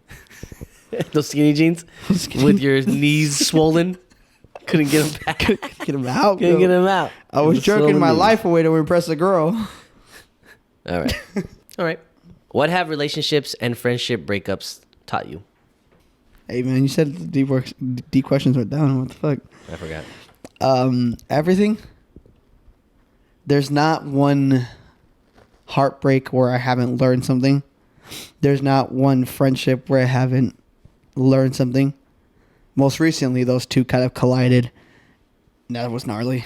But as far as breakups, they taught me how to be better. For both for myself and as a partner. And friendships, I grew up as an only child, so that thing that you mentioned last episode where discovering yourself and being able to have relationships socially, I went there with my friends. Oh, okay. It was really weird for me to be part of a friend group, be part of people that I really cared about, and understanding that they're not me. Oh, yeah. They can't they can't understand the way I do, and that a friendship is also learning to accommodate. is For to sure. be there for them, and for, you know, it's a mutual thing. And that was a very difficult thing for me to understand early on. Not only early on, late on, because me and my best friend didn't get really close until I was like 16, 17. Yeah. So that's when I started doing that. And then that whole, you can imagine things that you learn like with your siblings and everything and stuff, how to communicate, all those things. I've been learning it. Yeah. So my friends taught me everything. Even when you didn't think they were going to teach you something. Right? Seriously. Like, even when you didn't. That's why I go back to my dad thing. Like, my dad, I feel some type of way that he's not doing something that I feel he should. But him not doing that also is teaching me a lesson. You know what I'm saying? Yeah. So there's always those hidden lessons in that. Okay. I think those types of friendship breakups and just regular breakups in general show you a lot about yourself. I would say that you have to really work on yourself, or else you'll just fall into the same cycle. And we see people like that all the time who constantly get their heart broken or constantly kind of go through the same lesson, and it's because they're not learning. So I think as long as you're at least trying to improve from those situations and grow as a person, I think that's what's very important about those lessons, because you're gonna have many more, bro. Like, unfortunately, you'll have some fallouts with friends. You'll have some fallouts with new and old, and then you'll, like, God forbid that you find another love of your life, and it works out perfectly. But we all have to go through those things, So they're just lessons. I think you should just make sure that you're always growing and taking care of yourself. So, closing statements, really quick. Where do you see yourself in 5 years? In a better financial place that I am now. Hopefully through it's with media that I actually enjoy doing, which is this. Or you're going to see me in 5 years in a better financial state, still trying to make it. Because again, either I succeed with this or I'm going to die trying. Yeah. I will either, this will go out according to plan. By the age of 30, I'll be a household name, or I am going to be the 80-year-old that is trying to make it. That's still growing. Yeah. Okay. So I see myself there, hopefully, with my friendships now even more solidified. But that's not really up to me. I mean, partially. 50% is. Yeah. Yeah, for sure. And yeah. Well, maybe we should do a documentary for you. We'll call it podcasting or die trying. Yeah. We should just name it Die Trying. Yeah. I guess that. Dying to live. Jesus. That's so morbid. Anyway. Fuck. All right. So, biggest goal at the moment then. Elaborate on that really quick. What's your biggest goal right now? Dream high. Dream big. Shoot for the stars. Okay. How many bad bitches you want? That's not... It's not in my radar. I want to get us to... And this is ambitious. Uh-huh. I want to get us to 1,000. 1,000 subs? 1,000 subscribers On YouTube? on YouTube. That's a really big milestone. Although numbers don't mean anything, that just means that we're able to get monetized and I'm able to fund this. Yeah. This is the only reason why I would want to make money, is for it to go back to this. Mm-hmm. That is a very big goal. And again, I'm only going to die trying. Very big, ambitious goal. Hell yeah. For this foreseeable future. I like it. For myself, I want to continue to challenge myself creatively. And I want to get to a point where this is not the only thing that I'm doing. I'm doing projects on my own. Yeah. So that's another goal of mine. Is that I have, that I'm working on my YouTube channel.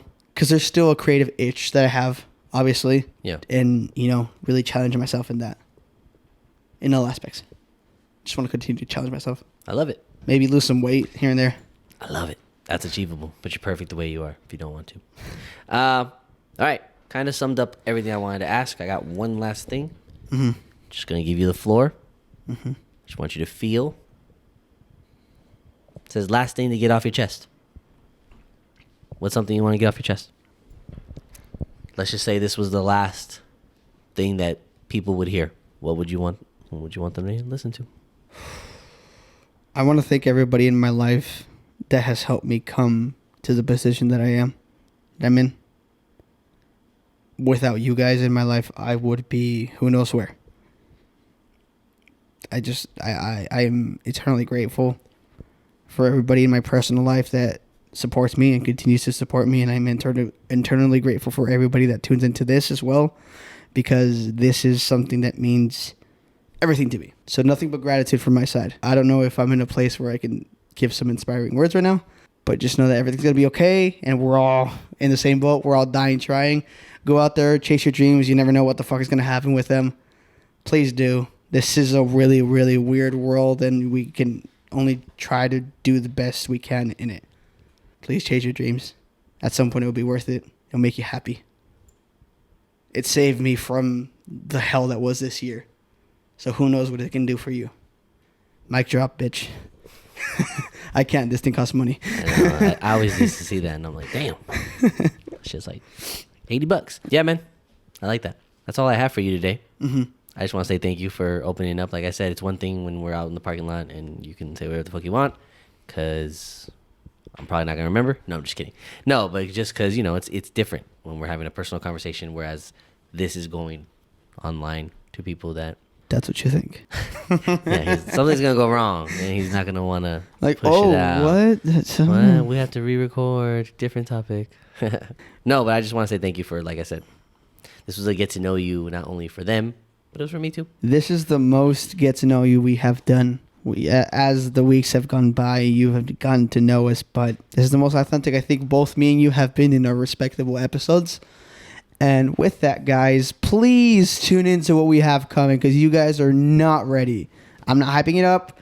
We have so much things to end off the year. I am, again, eternally grateful for the ride that has been along. And Matt, please tell them, or please confirm that only better things are coming. He doesn't want to hype it up too much, so I'm not going to say nothing. If you have me on Snap, you probably saw what we were doing today. But we have some good ideas. We have a lot of good things that we want to do. And like you said, it's fun, and we just appreciate everybody. So thank you guys for listening and all that. I think this is the end of episode 18. 18? 18. This is episode 18. I am your gracious, above average, chick magnet, half an hour host. Matt, it was you the entire time? It was me the entire time, oh bitches. My fucking it's me, God. Matthias. Cornelius so real quick, Mufaso. Real quick, for the Spider-Man fans out there, you beat the game? Yes. Did you unlock the Mind Goblin achievement? No. What is that? Mind Goblin? Do you mind goblin on this dick? Oh! All right, ladies and gentlemen, that's the end of this episode. I appreciate each and every one of you. I hope I fulfilled your interviewing needs. Got him. Peace. Not again. Not again. Ah! Matt, I said it, and I heard it, I swear. No, you didn't get me. We'll catch you next time, guys.